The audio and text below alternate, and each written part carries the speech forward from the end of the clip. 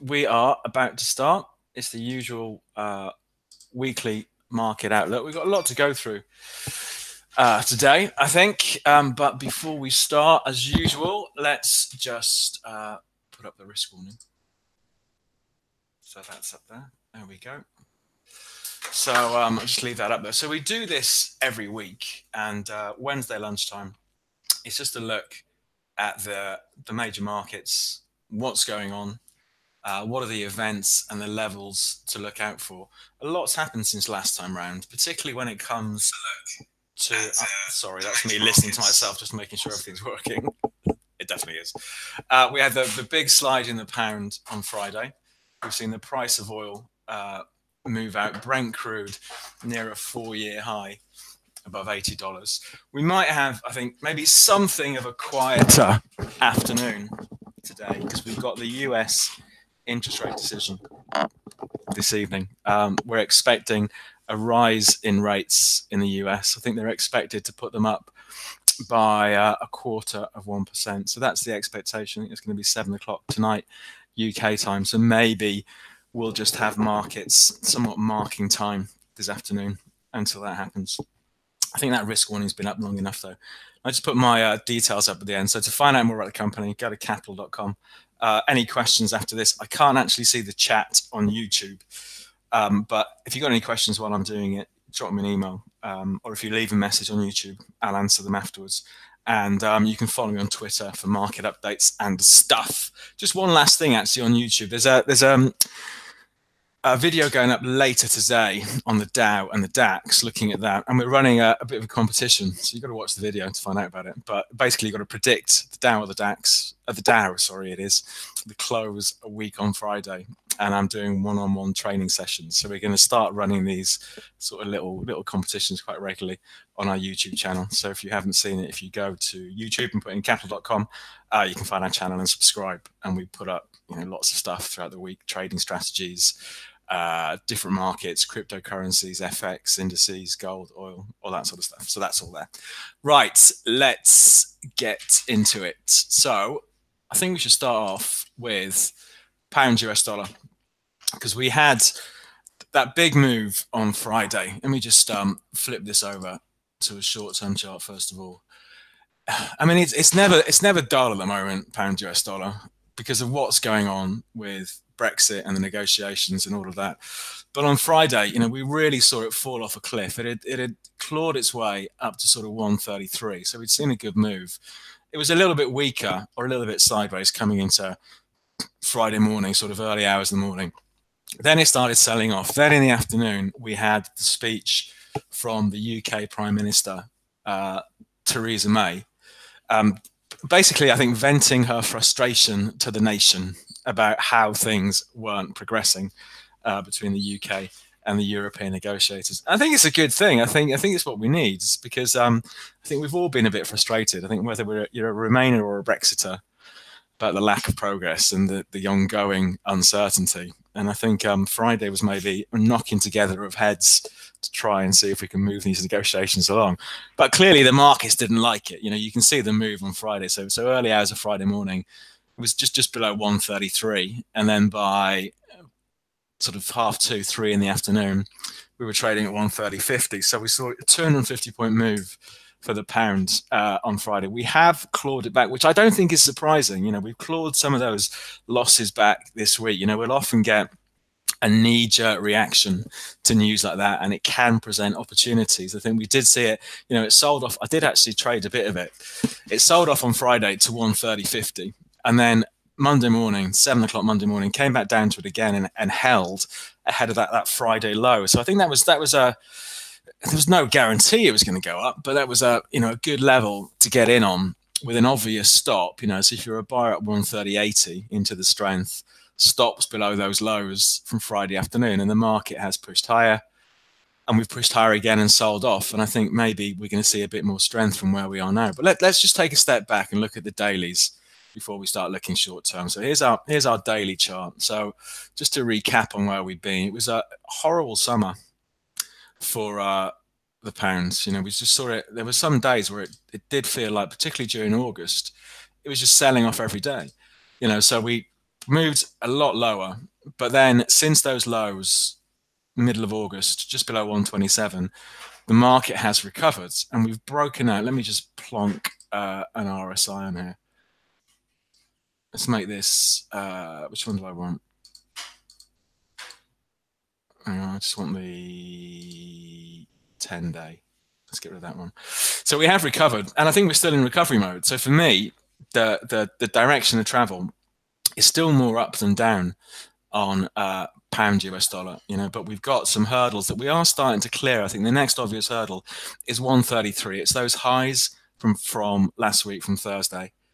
It was the high just before it turned lower again, middle of July. And then the really big levels, I think, are up here from 133.60 through to 134.80, 135. So for now, at least, I think it has upwards momentum on its side. Let's just flip this out to an hourly chart and maybe pick up on the recovery that we've seen.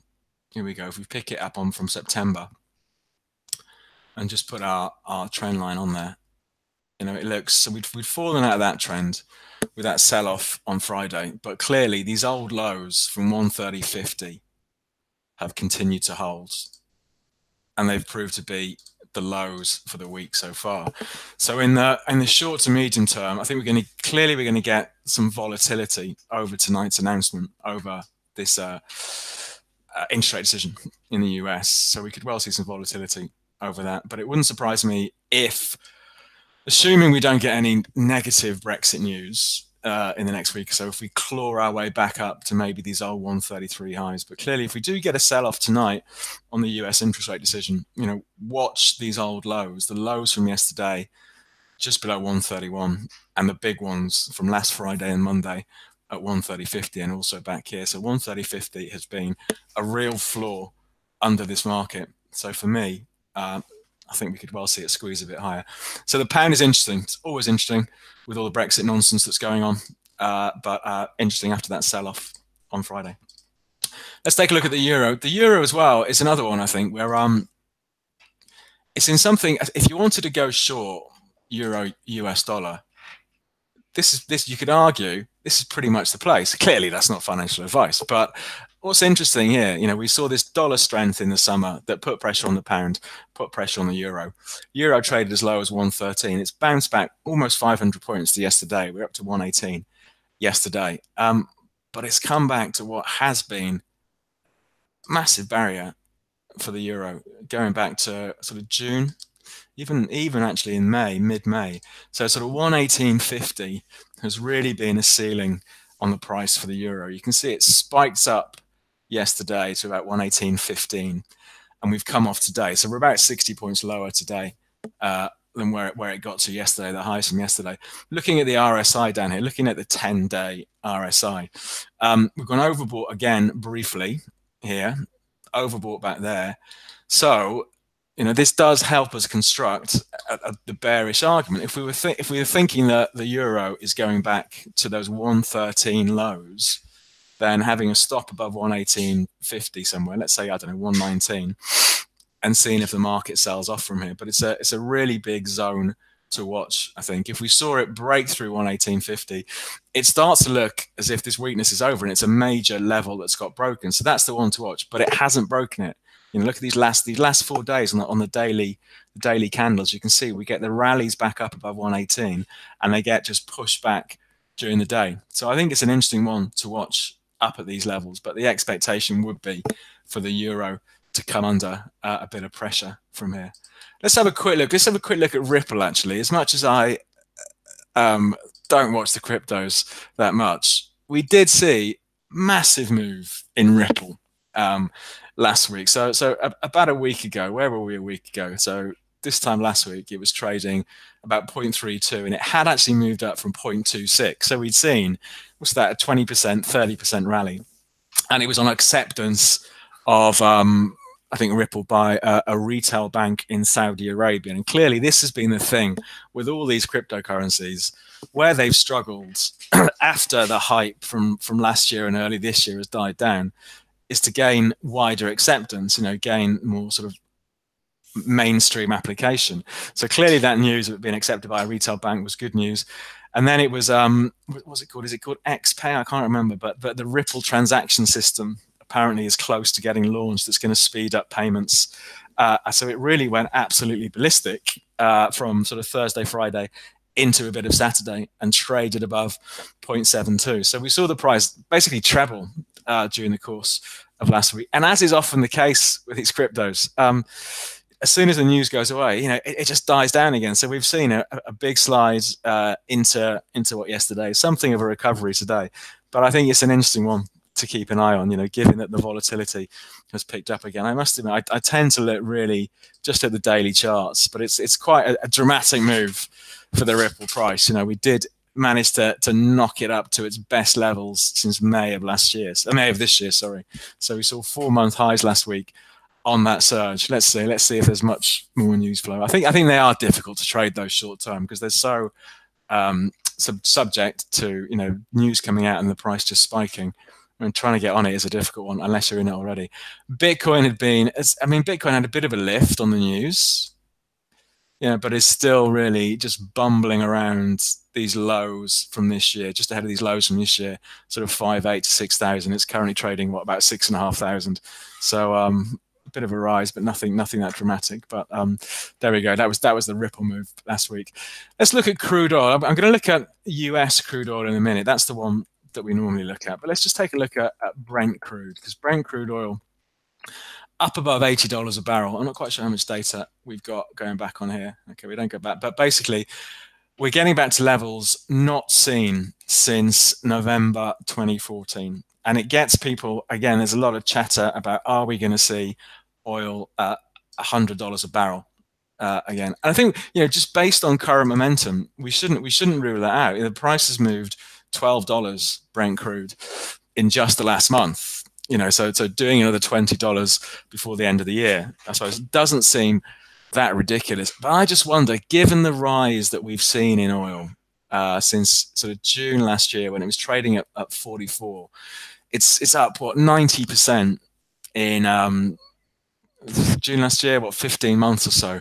I just wonder if maybe it's come a bit too far too quickly. But saying all that, the trend is clearly up. The move over the last couple of days, is something of a breakout. Classically, when we break out through old highs, it is seen as bullish. But let's see if we can actually carry it on from here. Let's have a look on the shorter term chart, some of the levels to watch.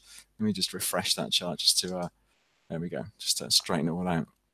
So if you look at the trend over the last month or so, it's looking, I suppose, something like this. It's really accelerated up, but something like that. So even a $2 fall in the price of oil, still looks like a buying opportunity. So even though I might sound a bit skeptical about it getting to $100 really easily, I think in the short term at least, the positive momentum is there. So I'd rather be a buyer rather than a seller in the short term. We've got lots of support running from 77 on Brent crude through to 78, and that's the lows during the second half of September. So it's an interesting market, plenty of momentum behind it.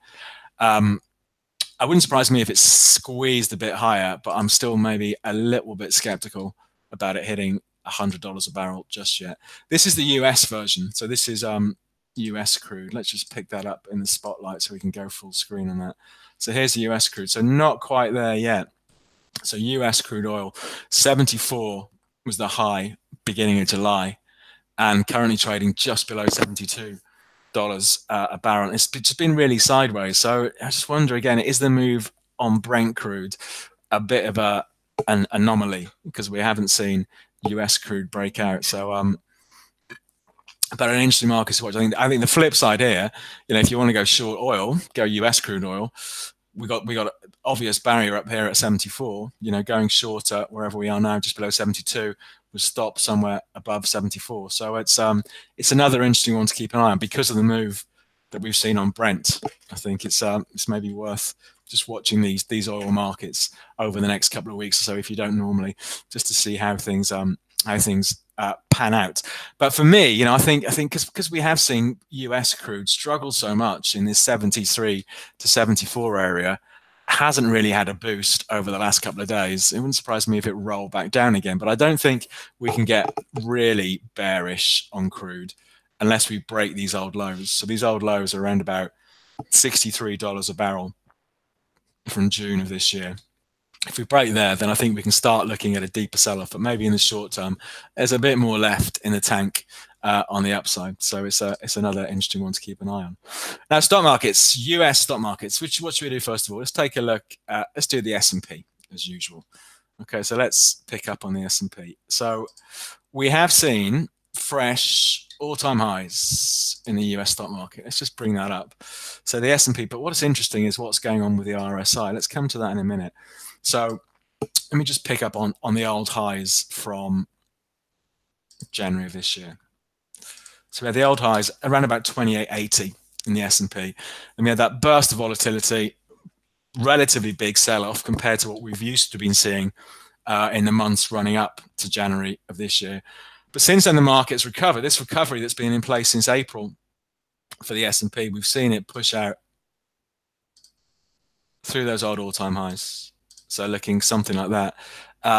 Yes, not yesterday, end of last week, again pushed out just about to fresh all-time highs. Didn't hold it for very long. And we've got lots of support, so even if we saw a sell-off down to even as far as 2,800, 120-point sell-off in the S&P, that trend is still intact. So in this market, there is still an appetite to be a buyer. But maybe what makes us want to be a little bit cautious is what's going on at the RSI at the moment. So this is 10-day RSI we've got here. So the market hits a high in August, sells off, RSI sells off, and the market pushes higher again. And we do have, I suppose you could say that's bearish divergence, where the market's pushed to one level, pushed higher still, but the RSI is falling. So classically, that is seen as a market that could start forming a top when we have lower highs in the RSI. So it's definitely due some cooling off from here. So let's not be surprised if we see US stock markets under a little bit of pressure,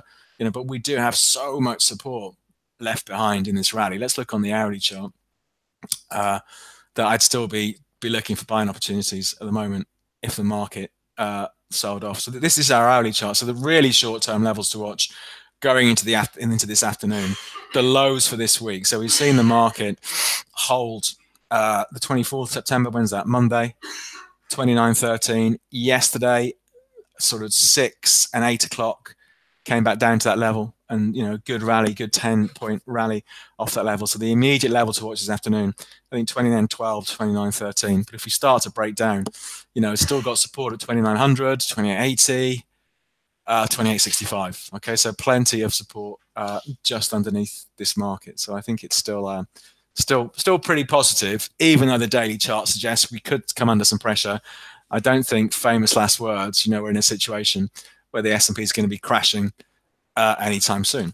Let's take a look at the DAX. And the DAX has been an interesting one. The DAX, I think I might have said it before, is during the last couple of months the most traded market by our clients. And you can see why. Even on a quiet day, you can still see the DAX move in sort of 100-point range. I mean, what's it done today? It's been as high as 12,420-ish, and been as low as 12,335. So we've seen a 90-point range today when the market hasn't actually done that much. And the reason the DAX is interesting, we had these old lows from 11.8 through to sort of 12,000. They've held again. They've held the market up. But you could say that we're still in this correction from these highs up here, looking something like that.